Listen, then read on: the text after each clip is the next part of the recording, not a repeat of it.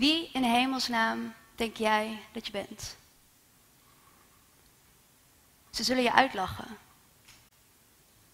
Je praat sowieso al onduidelijk. Dit kan jij niet.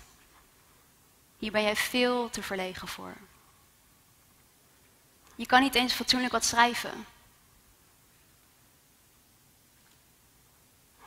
Te dom, te slecht, te lelijk, te waardeloos, te onzichtbaar. Horen jullie die stemmen ook? En zijn die wel ook echt van jou? Of heb je die gewoon heel vaak gehoord? In de media of in je jeugd? Waarom zijn ze daar? Helpen ze je? Krijg je ze nog wel stil? Ik werd gevraagd een TED-talk te houden. Hoe ontzettend vet. Ik ging gelijk aan de slag.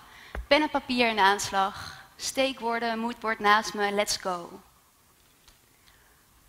Maar hoe harder ik dacht en hoe harder ik probeerde, hoe minder eruit kwam. Hoe harder het lege vel papier naar me begon te schreeuwen. Alle stemmen, alle angsten en onzekerheden namen me over. En het lukte niet om even gewoon afstand te nemen en er gewoon even naar te kijken. Een paar uur later vind ik mijzelf in de stad. Een iced cappuccino havermelk met 3 shots espresso van €7 in de ene hand. En een H&M-tas vol onnodige shit, kleding, make-up in de andere. Scrollend door Instagram, totaal verdoofd, totaal afwezig. En dat terwijl ik heel graag wilde schrijven over het aangeleerde gedrag van consumeren en verslaving. En hoe dat niet gelukkig maakt. Hier ben ik. Het levende bewijs. De angsten en onzekerheden voelen soms als gaten die in mij zijn geschoten.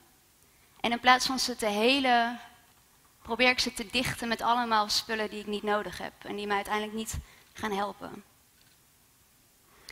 Oké, dus het aangeleerde gedrag van consumeren en verslaving.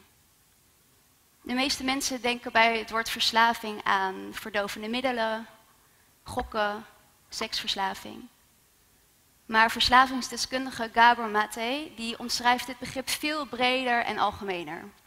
Hij zegt, in de kern van elke verslaving zit een knagende leegte. Die leegte compulsief opvullen, dat is verslaving.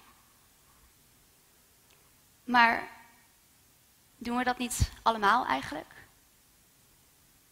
Met allemaal dingen die we uiteindelijk niet nodig hebben, die ons niet gaan helpen, die zelfs schadelijk zijn voor ons en onze planeet? Ik kan mijn ogen niet meer sluiten voor het feit dat ook ik grijp naar allerlei dingen om me heen, zodra ik me ook maar een beetje wankel voel. Koffie, kleding, dingen voor werk die ik echt nodig heb. En ook zoek ik veel te veel prikkels op. Ik kan heel makkelijk Netflix aan hebben staan op zo'n moment en een podcast terwijl ik aan het facetimen ben en aan het koken. Mijn hele leven heb ik geleerd om in volledige afwezigheid te consumeren. En te ontkennen dat dat op zichzelf al een patroon is. Ik wil er niet inzien dat ook ik die leegte heel graag negeerde. Door mezelf te verdoven, door ruis te creëren. Zodat ik niet geconfronteerd hoefde te worden met die stilte. Want die stilte is zo oorverdovend en zo eerlijk. Die laat ruimte voor al die stemmen die me neer proberen te halen.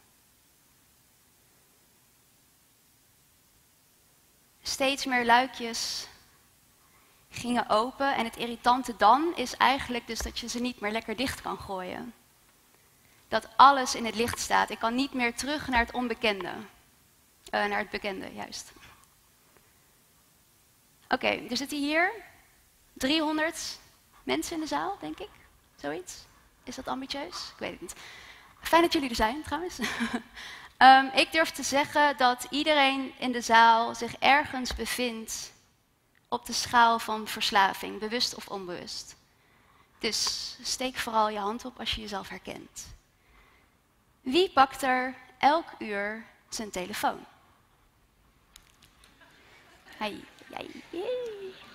Elk half uur. Elke 10 minuten. Wie kan de dag niet beginnen zonder koffie? Wie koopt er elke 2 maanden kleding? Nieuwe kleding of tweedehands? Kopen, kopen, kopen. Wie heeft er heel veel bevestiging nodig van zijn partner?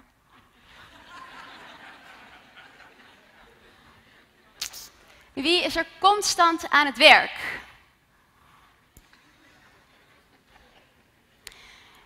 Wie heeft er heel veel seks nodig? Niemand? Nee, dat dacht ik al.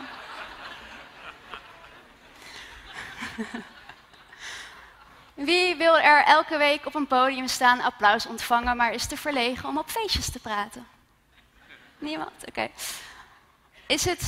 Zijn het onschuldige gewoontes? Of is het ongezond en compulsief gedrag? Deze verschillen kunnen heel subtiel zijn en ook heel snel switchen. We merken pas vaak na een lange tijd van leven in een ongezond patroon dat het ons heel veel vraagt van ons, maar heel weinig brengt. Daarachter zit vaak een leegte die niet opgevuld kan worden met een persoon of met een aankoop. En niet verdoofd kan worden met welk middel dan ook. Ik begon hier steeds meer over te praten. En ging het gesprek aan met mezelf, met mensen om me heen, met vrienden. En zo leerde ik mezelf steeds beter kennen. Ik kwam erachter dat ik mijn hele leven me zo stil mogelijk heb bewogen. Mijn keel heb dichtgeknepen, zo min mogelijk ruimte in heb genomen. En dat ik me eigenlijk jarenlang fucking down heb gevoeld. Ik zocht toen professionele hulp en zo werd er een depressie geconstateerd. En dat was pas het moment dat ik dacht, ik wil heel graag mijn leven veranderen. Dus dat is er nodig, blijkbaar. In therapie kwam ik erachter dat de ervaringen van vroeger mij veel meer hebben gevormd dan ik eigenlijk wilde toegeven. Ik had heel weinig vertrouwen in mensen, voelde niet echt een connectie en mijn zelfbeeld was heel erg laag. Dus wat deed ik? Ik ging heel veel werken, heel veel optreden. En als dat niet genoeg was, ging ik weinig eten, nam ik een nieuwe haarkleur, nieuwe tatoeages en kocht ik nieuwe kleding. Ik wilde de allerleukste, mooiste, slimste, meest bijzondere persoon zijn. Want als iedereen dat dan zou denken, zou ik het zelf misschien ook wel geloven. Zo werkt het dus niet.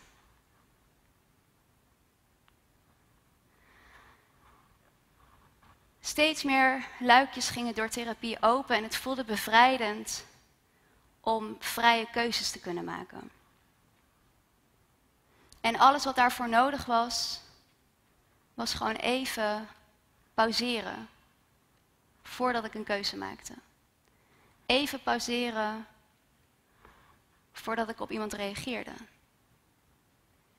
En zo kreeg ik hele mooie gesprekken met mensen die ik soms al jaren kende. Als één schakeltje verandert, heeft dat invloed op de hele ketting.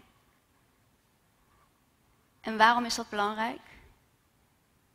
Omdat het resoneert, het inspireert en het steekt mensen aan.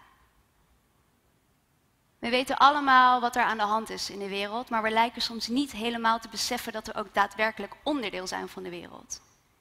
Dat wij als kleine miertjes op de grote aardbol individueel daadwerkelijk invloed hebben. Fast fashion en fast food zijn de 2 grootste vervuilers in de wereld. En laat dat nou hetgeen zijn waar wij het meest naar grijpen als we een beetje wankel zijn. Dus, als jij een paar keer per jaar je patroon doorbreekt, dan heeft dat dus niet alleen positief effect op jouw leven, maar ook mondiaal impact. Wie gaat hier wel eens met een lege maag boodschappen doen? Wat ligt er in je mandje? Wat ligt er in je mandje? Niet altijd gezond. Nee, het is echt het allerslechtste. Mijn moeder zei dat al toen ik 8 was volgens mij. Doe het niet. Het allerslechtste wat je kan doen. Je komt thuis met 10 keer zoveel eten. En vaak zijn het zakken chips, frituur, pizza. Daarna voel je je niet per se beter en je geld is op. Terwijl, als jij 5 minuten thuis had besteed aan het smeren van een bolletje pindakaas, had dit makkelijk voorkomen kunnen worden. Hetzelfde geldt voor met zo'n leeg gevoel webshops afstruinen of weer naar de McDonald's rijden. Of als je dat lege gevoel wil wegdrukken met werken of ruzieën of seksen. Alles op dat moment is afleiding. Terwijl als jij even de tijd neemt om bij jezelf na te gaan wat er nou aan de hand is, wat je nou echt nodig hebt, een bolletje pindakaas smeert en even tot rust komt, en dan je keuze heroverweegt, is dat dan niet veel eerlijker naar jezelf en naar de ander toe? Mijn doel is niet een bestaan in volledige onthouding. Daarvoor is het veel te mooi en veel te rijk. Ik wil juist intens kunnen genieten van die rijkdom. En dat doe ik door mezelf constant te confronteren. Constant aan mezelf te werken. Zodat mijn keuzes niet ontstaan vanuit angst en verdoving, maar vanuit nieuwsgierigheid, openheid en helderheid. Ik zou willen dat ik nu met een grote oplossing kwam. Met een grote conclusie. Met een 10-stappenplan naar geluk. Of dat ik even de tijd stil kon zetten, zodat iedereen zich weer kan herinneren hoe mooi en onwaarschijnlijk prachtig het is dat wij hier met z'n allen zitten. Dat er geen leegte opgevuld hoeft te worden en geen stilte overschreeuwt. Maar de keren dat ik het leven zo heb ervaren is ook maar op 1 hand te tellen. Dus ik wil jullie graag vragen om daar toch dichterbij te komen door in de pauze niet je telefoon te pakken. En kijken wat er gebeurt. Wat voor gevoel krijg je als je constant wil grijpen naar die telefoon? Ben je ongemakkelijk? Ben je sociaal awkward? Wil je hier eigenlijk niet zijn? Ben je verveeld? Wat is de urgentie dat je dat moet pakken? En blijf bij dat gevoel. Blijf bij het gevoel, ga er doorheen. En herken het de volgende keer ook bij een andere situatie. Herkennen is 1. Pauzeren is 2. Inchecken is 3. En dan je keuze heroverwegen is 4. Dus een soort van 4-stappenplan toch, sorry. Het enige wat ik te bieden heb aan de wereld is het blijven werken aan mezelf. Het enige wat we elkaar kunnen bieden is de ruimte om te groeien. En de tijd om andere keuzes te maken, om even te pauzeren. Wat je jezelf geeft, geef je aan de wereld. En de wereld, die snakt nu naar adem. Dankjewel.